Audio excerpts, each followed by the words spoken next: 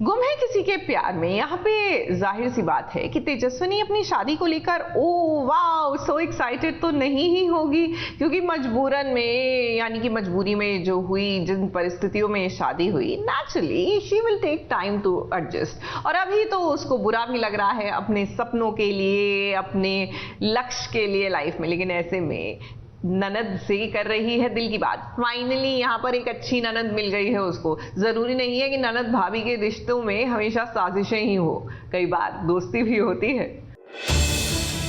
मेरे अपनों ने नहीं सोचा कि मैं क्या चाहती हूँ। जो घर में रहे भी जो मुझे पसंद नहीं करते, उनका दिल कैसे जीतूं? नेगेटिवली क्यों सोच रही हूँ? हाँ, क्योंकि मेरे लिए इस शादी को लेकर कुछ भी पॉजिटिव है ही नहीं भाई। इनफैक्ट मुझे तो ये शादी करनी नहीं थी, मैंने तो शादी करने का ख्याल भी नहीं था अभी। मुझे तो मेरी एमए कंप्लीट करनी थी, अपने करियर पर फोकस करना था मुझे, अपने और अपनी फैमिली का ख्याल रखना था मुझे। शादी में इतना सब कुछ हो गया, मगर सभी तेजस्विनी से ही सवाल पूछ रही है, उसे ही बुरा भला कह रही है, मगर तेजस्विनी ने उफ तक नहीं किया। अब अगर तेजस्विनी के हाल दिल को जाने तो वो पूरी तरह से टूट गई है। वो हर्ट है क्योंकि किसी ने उसे समझने तक की कोशिश नहीं की, और तो और उसके सपनों को भी कुचल कर रख दिया। वैसे अब जल्द ही हल्दी उतारने की रस्म होने वाली है, जिसके लिए मंजरी तेजू से बात करने आई, उसे तैयार करने में मदद करने आई, तो उसने देखा कि तेजस्विनी तो काफी ज्यादा अपसेट है, और तो और वो किसी की मदद नहीं लेना चाहती है, फिर भले ही नील की ही क्यों ना हो। ये सब देखकर वो काफी ज्यादा शॉक रह जाती है। उसे समझ नहीं आता कि वो तेजस्विनी को कैसे समझाए कि उसका भाई नील किसी के लिए कभी बुरा सोच ही नहीं सकता है। नील ने जो किया है ना, वो किसी ब्लैकमेल से कम नहीं। ब्लैकमेल, ओह माय गॉड, ये क्या कह रही? ये सोचो तुम नील के बारे में, और वो डफर तुमसे प्यार करता है। मुझे तो लगता है कि उसकी शादी जूही से होती ना तो अच्छा होता, क्योंकि तुम उसका प्यार ना डिजर्व नहीं करती। पता नहीं उसने तुम में क्या देख लिया। वैसे इससे पहले भी काफी ड्रामा हो चुका है। ऋतुराज आज नील से ढेर सारे सवाल पूछ रहा है। नील से ही नहीं, उसके सवाल तो तेजस्विनी से भी है। अब भाई सवाल तो होंगे ही ना, क्योंकि उसकी तेजस्विनी अब नील की हो गई है, और तो और उसे इस बात का पता ही नहीं चला कि उसका भाई कभी उसी के प्यार से शादी कर लेगा। बेसिकली दोनों ने ही मुझे इरिटेट कर रखा है। दोनों ने मुझसे झूठ बोला है, तेजस्विनी ने भी और नील ने भी।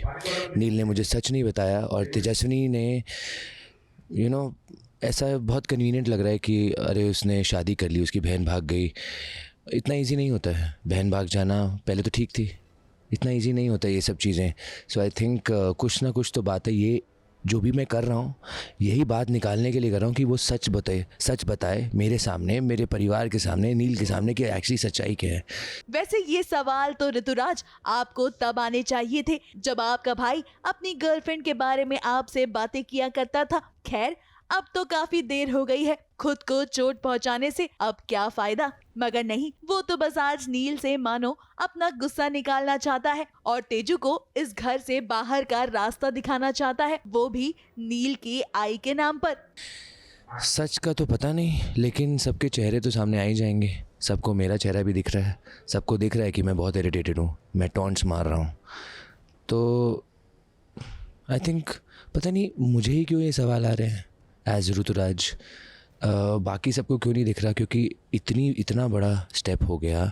किसी और से शादी करने गया था, किसी और से शादी कर ली। तो अब ऋतुराज का गुस्सा भी लाजमी है। इसकी शुरुआत तो नील और तेजू के साथ होने से शुरू हुई है। घर में कलेश हो रहा है, तो वहीं कुछ बुरा हुआ है तो कुछ अच्छे संकेत भी मिल रहे हैं। अब ऐसे ही तो जिंदगी की गाड़ी भी आगे ही बढ़ती है। उम्मीद करते हैं कि नील और तेजस्विनी एक दूसरे को यूं ही संभाल कर आगे चलेंगे, जैसे कि आज दोनों ने एक दूसरे का साथ दिया। बस इस पे किसी की नजर है तो वो है ऋतुराज की, जो अब विलन बनकर दोनों को दूर करने की कोशिश करेगा। मुंबई से सोनू शुक्ला के साथ एबीपी न्यूज रिपोर्ट।